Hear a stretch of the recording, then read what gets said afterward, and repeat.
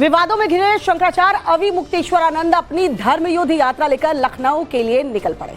शंकराचार्य कल लखनऊ पहुंचेंगे और रात्रि विश्राम यहीं करेंगे। इसके बाद बुधवार को लखनऊ के कांशीराम प्रेरणा स्थल से वो धर्म युद्ध का शंखनाद करने वाले। हालांकि इस कार्यक्रम के लिए शंकराचार्य को यूपी पुलिस ने सशर्त इजाजत दे रखी है, यानी उनके कार्यक्रम को लेकर कुछ शर्तें लगाई गई हैं जिसमें उन्हें भड़काऊ बयानबाजी नहीं करनी होगी। ऐसे में शंकराचार्य अवि मुक्तेश्वरानंद ने आज ही सीएम योगी पर आरोपों की बौछार कर दी है। जी हां, शंकराचार्य ने लखनऊ पहुंचने से पहले सीधे योगी आदित्यनाथ पर डायरेक्ट अटैक करते हुए सवाल पूछा है। सवाल क्या? आखिर हिंदू पार्टी को हिंदुओं के शंकराचार्य से डर क्यों लग रहा है? शंकराचार्य ने गीता का उदाहरण देते हुए कहा, धर्म युद्ध के शंखनाद के बाद इस धर्म युद्ध में संबंधों की परवाह नहीं होगी। अवि मुक्तेश्वरानंद यहीं पर नहीं रुके, उन्होंने और कहा, सीधे योगी पर अटैक करते हुए कहा, संत मठ से नहीं आचरण से बनते हैं। संत धर्म की शपथ लेता है, उसके बाद धर्मनिरपेक्ष की शपथ क्यों ली? डायरेक्ट अटैक मुख्यमंत्री योगी आदित्यनाथ पर, वो भी लखनऊ पहुंचने से पहले। एक हिंदू पार्टी के लिए क्या डर है कि हिंदू शंकराचार्य, हिंदुओं का गुरु आएगा, वो उनके खिलाफ क्या बोल देगा? हम क्या बोल सकते हैं? आप बताइए। हम जो बोलेंगे हिंदू के पक्ष में ही तो बोलेंगे।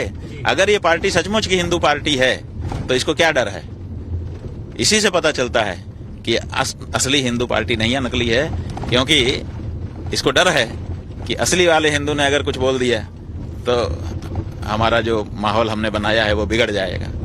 अगर ये सचमुच के हिंदू होते और सचमुच के हिंदू जैसा काम कर रहे होते तो हम कहां से इनका विरोध कर सकते थे और इनको किस बात का डर हो सकता था? परसों हम लोग दोपहर में वहां इकट्ठा होंगे और 2:15 बजे हमारा विजय मुहूर्त है। उसी मुहूर्त में हम गौमय गणेश की पूजा करेंगे और फिर गौ प्रतिष्ठा ध्वज की स्थापना करेंगे और उसी के नीचे खड़े होकर के धर्म युद्ध जो गौ माता की रक्षा के लिए लड़ा जाने वाला है उसका शंखनाद करेंगे। शंखनाद करते ही युद्ध आरंभ हो जाएगा। तो युद्ध आरंभ होने का मतलब है कि अब आप लड़ सकते हैं, लड़ाई में कोई बाधा नहीं है, हमारी तरफ से भी और उनकी तरफ से भी, तो दोनों की तरफ से बागबान प्रहार की। धर्म युद्ध वो होता है जिसमें हम संबंधों की परवाह किए बिना सत्य के लिए, धर्म के लिए खड़े हो जाते हैं। तो अब संबंधों की परवाह नहीं है कि ये हमारे गिरबाधारी हैं, ये हमारे अमुख हैं, अब तो प्रहार करना है धर्म के पक्ष में। तो इसलिए खुल करके अपनी बात कही जाएगी। शंकराचार्य अवि मुक्तेश्वरानंद यहीं पर नहीं रुके। जिस कालनेमी को लेकर योगी आदित्यनाथ ने उन पर हमला किया था, उसी को लेकर पलटवार शंकराचार्य ने भी किया है।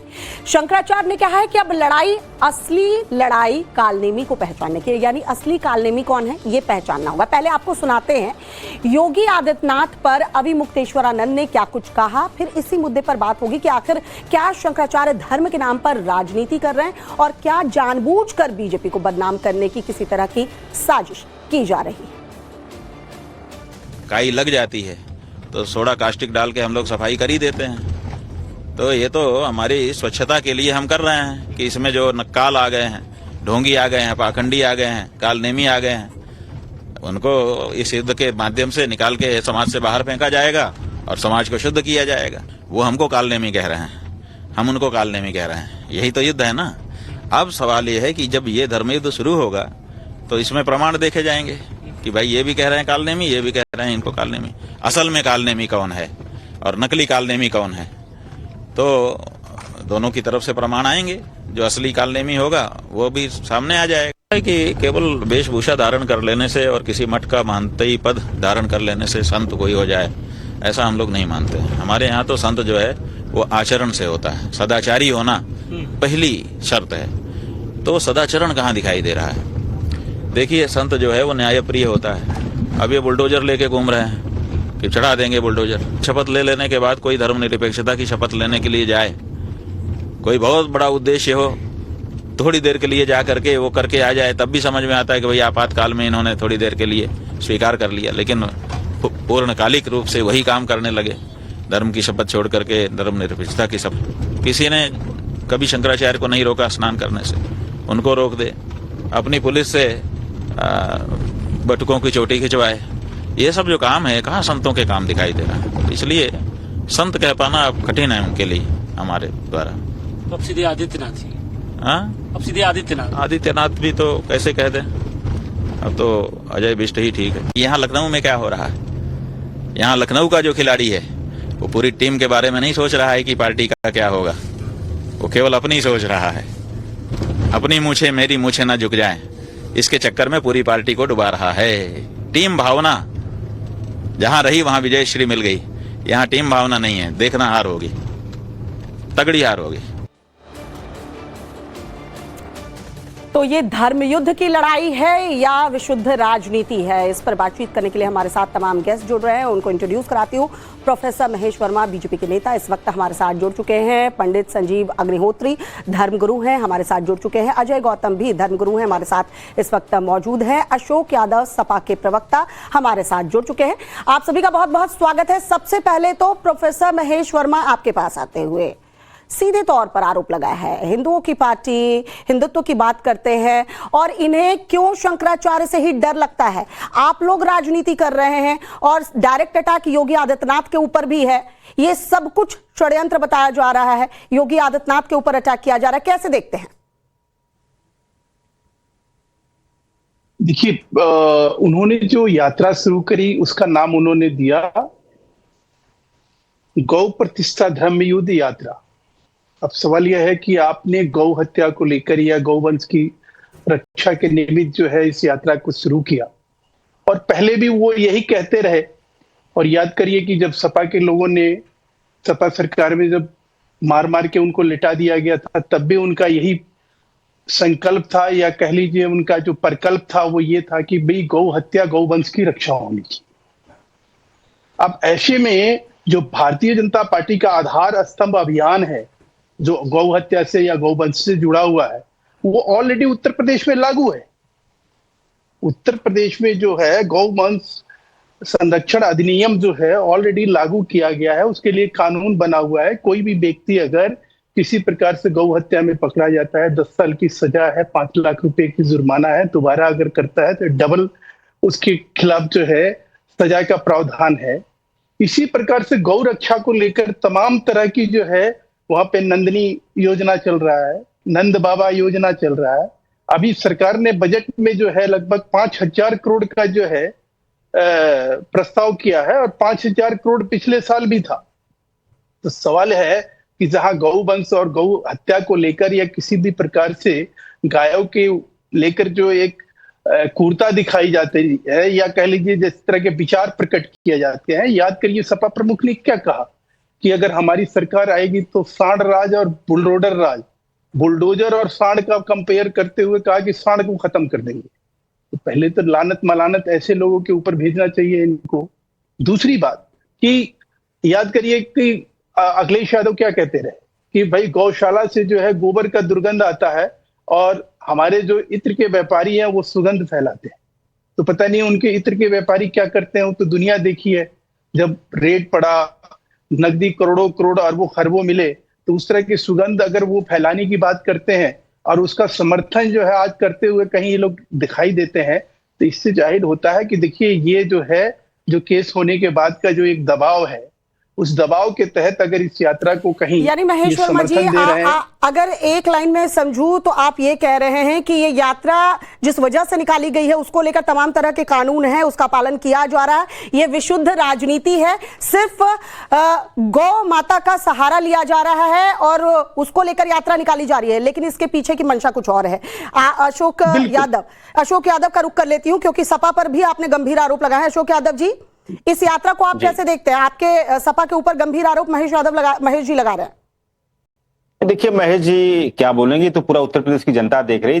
तमाम कानूनों का इन्होंने हवाला दिया, लेकिन उत्तर प्रदेश में सिर्फ कानून किसका चल रहा है? बुलडोजर का कानून चल रहा है, जातिवाद का कानून चल रहा है, तानाशाही का कानून चल रहा है, अहंकार का कानून चल रहा है। आज सरकार के मुखिया का अहंकार इस कदर है कि अगर उनकी सरकार का लोकतांत्रिक तरीके से कोई असहमति व्यक्त करता है, जो कि उसका कॉन्स्टिट्यूशनल राइट है, डिसेंशन इज अवर कॉन्स्टिट्यूशनल राइट, संविधान सम्मत हम असहमति का सुर व्यक्त कर सकते हैं किसी भी लोकतांत्रिक सरकार में, लेकिन अगर वो असहमति का सुर चाहे संत व्यक्त करे या राजनीतिक दल का कोई व्यक्ति व्यक्त करे, उसके ऊपर इस तरह का कार्रवाई होना सुनिश्चित है। ये तो पूरा दुनिया देख रही है। मतलब आप ये मान रहे हो अशोक यादव जी कि जो उनके ऊपर कार्रवाई हुई है, जिस तरह के उनके ऊपर आरोप लगे हैं, जिसके बाद एफआईआर दर्ज हुई है, उसके बाद अभी मुक्तेश्वरानंद जी, स्वामी अभी मुक्तेश्वरानंद ये कर रहे हैं, ये आप मान रहे हैं अशोक यादव? मैंने देखिए अभी मुक्तेश्वरानंद जी तो इन्होंने तमाम गो हत्या का कानूनों का हवाला दिया महेश जी ने, लेकिन ये गो हत्या के कानून क्या प्रभावशाली हैं उत्तर प्रदेश में? आप बताइए, क्या गौशालाओं की स्थिति आप देखिए, तमाम कई जगह पर गायों के कंकाल पाए गए बल्क मात्रा में, कहां से मिल रहे हैं कंकाल? और इन्होंने इन्होंने साड़ों की बात किया। आप देखिए श्वेता जी, पूरे विश्व में कहीं बीटीएस सिस्टम मतलब ट्रैफिक सिस्टम, बुल ट्रैफिक सिस्टम उत्तर प्रदेश में सरकार ने लागू कर दिया। ये सदियों पुराना कौन सा सिस्टम भैया महेश जी? ये पूरी तो अभी मुक्तेश्वरानंद जी का तो यही मांग है ना, व्यवस्था को आप कंटिन्यू, यही मांग है उनकी कि भाई कानून बने, सख्त कानून बने। आप ट्रैफिक पुलिस की भर्ती बंद कर दो, साड़ों को लगा दो कि साड़ अब हमारी ट्रैफिक व्यवस्था संभालेंगे। हमारे राष्ट्रीय अध्यक्ष जी तमाम अशोक यादव जी, आप पक्ष में हैं कि विपक्ष में हैं? सपोर्ट कर रहे हैं इस यात्रा को या इसके अगेंस्ट में हैं? क्लियर कीजिए ना पहले। हम लोग देखिए श्वेता जी, हम लोग हमेशा ऐसी इस तरह की बातों के समर्थन में रहते हैं। जो स्वामी अभी मुक्तेश्वरानंद जी ने गोबर से दुर्गंध आती है या नहीं जी? गोबर से दुर्गंध आती है या नहीं? ये स्टेटमेंट मेरा नहीं है। आपको पूछना चाहिए कि जो तमाम स्लाटर हाउस चल रहे हैं भाजपाइयों के संरक्षण में, वो उनसे इनको क्या मिलता है? सुगंध मिलता है कि दुर्गंध मिलता है? स्लाटर हाउस के बारे में बता दें, फिर हम जो है बाकी सुगंध दुर्गंध की चर्चा हम करेंगे। इनके संरक्षण में जो स्लाटर हाउस चल रहे हैं उसका क्या करेंगे? वो किस कानून के दायरे में आते हैं स्लाटर हाउस? और इनके संगीत सोम जैसे लोग उसके डायरेक्टर रहे हैं। तो आप तो पहले बताइए, नंद किशोर गुर्जर ने कहा 50,000 गायें पर डे कट रही हैं। ये हमारे विधायक नहीं थे, ये इनके विधायक थे। और तमाम हमको सबको पता है कि गायों की स्थिति क्या है। और स्वामी अभी मुक्तेश्वरानंद जो कि एक सनातन के सर्वोच्च शिखर पर बैठे हुए संत हैं, वो संत को भी ये सरकार के अहंकार का शिकार होना पड़ा। उनके बटकों को मारा गया, पीटा गया, उनके ऊपर तमाम गंभीर घूम फिर कर अशोक यादव जी, जो मोटा मोटी मुझे समझ में आ रहा है, आप यही कह रहे हैं कि उनके बटकों को मारा गया, जो कुछ हुआ उस दौरान और उसके बाद जिस तरह के आरोप अभी मुक्तेश्वरानंद के ऊपर लगे हैं, उसके बाद ये यात्रा निकाली जा रही है, तो ये कहीं ना कहीं राजनीति से प्रेरित होती नजर आ रही है कि अपने ऊपर आरोप लगे तो आप इस तरह की यात्रा लेकर चल रहे हैं। कुल मिलाकर मुझे तो आपकी यही बात समझ में आ रही है। मैं पंडित संजीव अग्निहोत्री का रुख करना चाहूंगी। संजीव अग्निहोत्री जी, क्या लगता है कि ये विशुद्ध तौर पर राजनीति हो रही है? अब एक संत को दूसरा संत कुछ इस तरीके से जवाब देगा। शंकराचार्य की लड़ाई जो है वो अब सीधे तौर पर योगी आदित्यनाथ से है। इस तरह से रावण कहना, कालनेमी कहना, पता नहीं अब आने वाले दिनों में और कौन कौन से नाम उपनाम दिए जाएंगे।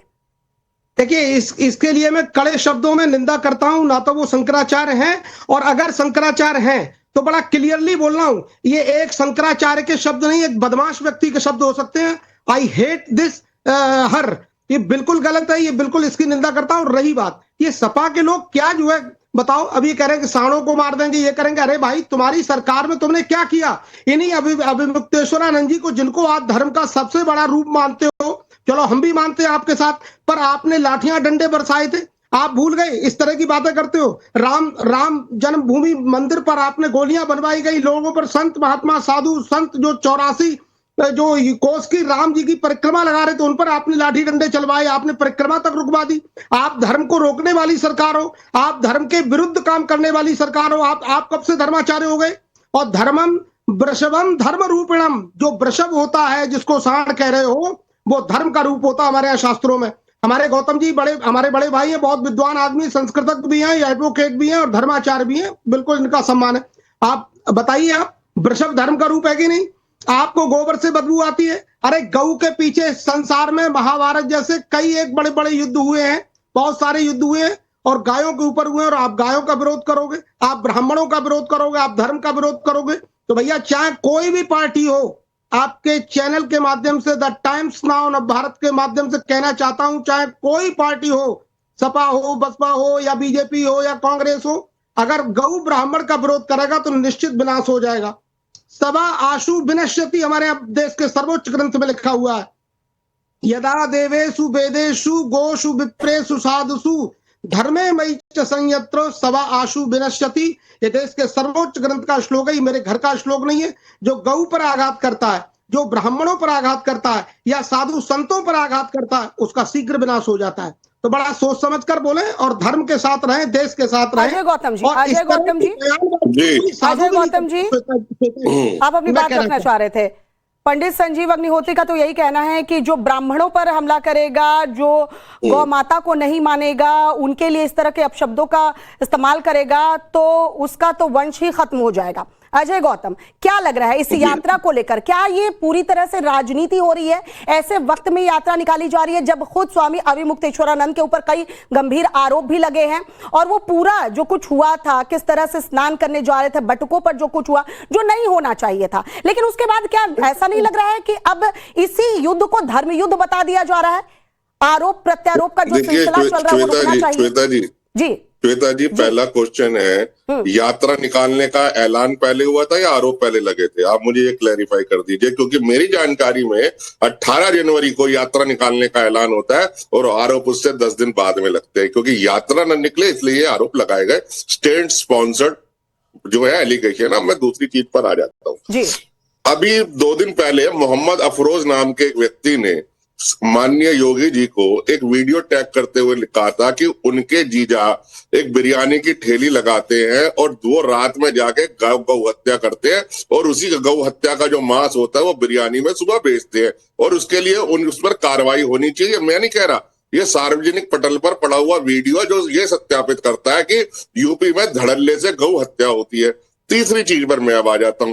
आज योगी जी को आपको बुराई क्या शंकराचार्य जी ने ये नहीं कहा कि अगर गौहत्या रुक जाती है, योगी जी अच्छा काम करते हैं तो वो चाहते हैं वो प्रधानमंत्री बने? आपको उनकी कई वो अच्छी बातें तो ध्यान नहीं आती। और आज योगी जी को उत्तर प्रदेश का मुख्यमंत्री बनाने में अगर किसी का हाथ है तो हमारी पीठ का हाथ है। आप लोग नहीं जानते संतों के बीच की बात है, लेकिन हम जानते हैं।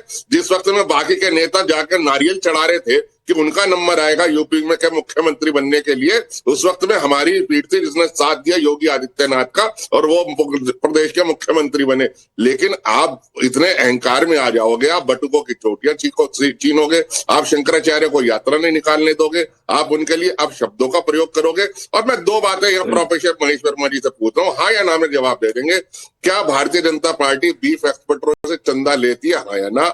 आज विश्व गुरु कहने वाला अब भारत देश जो है वो बीफ के निर्यात में दूसरे नंबर पर है, हाँ या ना? तीसरी बात, और बीफ निर्यात का सबसे ज्यादा हिस्सा उत्तर प्रदेश से जाता है, हाँ या ना? बोल दीजिए सब। अभी पानी, दूध का दूध, पानी का पानी हो जाएगा। कितने बड़े गौ भक्त हैं? सवाल का जवाब दीजिए। देखिए, अक्सर ये बातें उठाई जाती है, कही जाती है कि इस देश से बीफ का निर्यात होता है। बीफ के निर्यात का जो कानून है, बीफ के निर्यात को लेकर जिस प्रकार के यहाँ स्लॉटर हाउस है, या वो सबसे बड़ा स्लॉटर हाउस तेलंगाना में।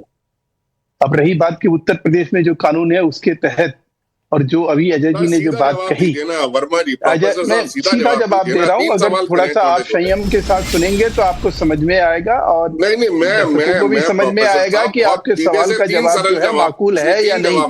अगर आपको लग रहा है कि हम कहीं, देखिए मैंने फिर से कहा कि भारतीय जनता पार्टी, और आपके साथ कई डिबेट में मैं भी शामिल रहा जहां पे भारतीय जनता पार्टी के इस अभियान के, इस आंदोलन का आप समर्थन करते हुए नजर आए, तो हम तो वो लोग हैं जो इस अभियान और इस आंदोलन के हिस्सा रहे हैं। जो गौ हत्या के विरोध में हमने देश भर में जहां जहां जरूरत पड़ी वहां हमने प्रचंड तरीके से और प्रभावी तरीके से, और जब सरकार में आए तो प्रभावी तरीके से कानून बना के और उस पर अमल लाने की कोशिश करी। क्या हमारे इस अमल या इस कानून में कोई दोष है? क्या हमारी नीयत पर कोई दोष है? और क्या आप कह रहे हैं 2 मार्च को जो है, आप कितना बड़ा मतलब दर्शकों के सामने झूठ परोस रहे हैं। 2 मार्च को तो उन्होंने अविमुक्तेश्वरानंद जी ने 2 मार्च को ये घोषणा करी कि मैं जो है गो प्रतिष्ठा धर्म यात्रा शुरू करने जा रहा हूं। आप कह रहे हैं कि भाई 18 जनवरी की ये संकल्प था उनका। तो ये अपने आप में जाहिर करता है कि देखिए, सवाल यह है कि अजय जी, मैं फिर आपको कह रहा हूं, मैं आपको चुनौती दे रहा हूं, और यही इसी चैनल पे आके मैं माफी मांगूंगा अगर ये बात सत्य ना हो कि 2 मार्च को उन्होंने इसकी घोषणा करी है। और पूरी मीडिया जो है, श्वेता जी, इसको दिखा दीजिए कि ये किस तरह के झूठ परोस रहे हैं। अब रही बात की, देखिए जिस प्रकार के ये यात्रा और जिस प्रकार से इस यात्रा के आड़ में जो चीज, जिस तरह की राजनीति करने का जो एक बनाई गई है या रणनीति बनाई गई है, वो अपने आप में कहीं सनातन धर्म को कहीं प्रदूषित करने का एक प्रयास है, सनातन व्यवस्था पर एक चोट पहुंचाने का यह है, शंकराचार्य जो परंपरा है उसको कहीं मर्माहत करने का ये प्रयास है। मैं कहता हूं कि शंकराचार्य जी खुद कह रहे थे कि भाई कानून ने जो काम किया, कोर्ट ने जो FIR दर्ज किया, हम उसके ऊपर जो है अमल करेंगे, हम उसमें कहीं सहयोग करेंगे। अब सवाल है कि ऐसे में ये बौखलाहट और अकुलाहट किसके लिए है? ये यात्रा जो है, इस यात्रा का लाभ क्या हिंदू धर्म को मिलने जा रहा है, या आपसे पहले जो है ये यात्रा का, इस तरह की यात्रा का प्रयोजन क्या था? धर्म युद्ध की जो लड़ाई कही जा रही है, ये कैसा धर्म युद्ध है, किस लिए धर्म युद्ध है? गौ हत्या रुकनी चाहिए, ये हमेशा से तमाम हिंदू जो हैं वो कहते आए हैं, और हमने यूपी में भी देखा है कि कई बार गौवंश को यहां से वहां ले जा रहे हैं जो गौ तस्कर है, उनको कैसे रोका है पुलिस ने, या फिर जो जुड़े हुए हैं ऐसे NGO से जो इन गौ हत्याओं को रोकना चाहते हैं, उन्होंने कैसे रोका है? अपनी जान पर खेलकर रोका है। ऐसे में अशोक यादव जी, ये नहीं लगता है कि सपा जो है वो राजनीति कर रही है? आप जब चाहते हैं तो आप सनातन के पक्षधर हो जाते हैं, और जब होता है तो गोली भी चलवा देते हैं, लाठी डंडे भी चलवा देते हैं। अशोक यादव जी, राजनीति कौन कर रहा है? सनातन या हिंदुत्व ये कोई प्रोडक्ट नहीं है कि इसका पेटेंट भाजपा ने करवा लिया और फिर इसी भाजपा ने, छोड़िए ना सर, बेचेगा। भाजपा ने नहीं करवाया पेटेंट, सनातन भाजपा पेटेंट करवा भी नहीं सकती। अशोक यादव जी, मेरा ये सवाल है, मेरा आपसे ये सवाल है, कभी आप सनातन के पक्षधर हो जाते हैं, कभी आप शंकराचार्य के पक्षधर हो जाते हैं, लेकिन उस समय क्या हो जाता है जब राम मंदिर निर्माण हो रहा होता है? राम मंदिर निर्माण के बाद जब आप लोगों को भी न्योता जाता है, आपको जाना होता है लेकिन आप जाते नहीं है, और तब क्या होता है जब आपने गोलियां चलवाई? तो ये सिलेक्टिव अप्रोच क्यों? सेलेक्टिव अप्रोच भाजपा का है। जब राम भक्तों पर गोलियां चलवाने वाले अधिकारी को राम मंदिर ट्रस्ट का अध्यक्ष बना दिया, वो सेलेक्टिव अप्रोच नहीं है। हमारे इटावा में भगवान शिव का सबसे बड़ा मंदिर बन रहा है, शिव शक्ति अक्षरेखा पर। उससे कब बन रहा है अशोक यादव जी? क्यों बन रहा है और कब बन रहा है? अरे बन गया है, आप आइए देखिए, वहां पर दर्शन शुरू हो गए हैं। दर्शन शुरू हो देखा, जो भारत में नहीं रहता उन्होंने भी देखा है, पर आप देखो क्या झूठ बोल रहे हो। सुनिए, बीच में बीच में नहीं। देखिए अभी हमारे समझ में तो यही आता है कि एक संत ने हमसे, सुनिए जी, ऐसा देखिए, अभी संत ने पूछा हमारे कि आप भाजपा के साथी से पूछा कि बीफ एक्सपोर्टर कंपनियों से आप चंदा लेते हैं कि नहीं? इनके मुंह में दही जम गई। वही तो बोल रही हूँ, अपने दामन पर दाग दिखता नहीं और दूसरे के दामन पर उंगलियां उठाते हैं कि देखिए हमारे दाग तो छोड़ दीजिए भाई, अपने दाग की पहले बात कीजिए। ये बहुत गलत बात है। अब ये धर्म युद्ध है या विशुद्ध राजनीति है, जनता पर छोड़ते वक्त इतना ही था। आप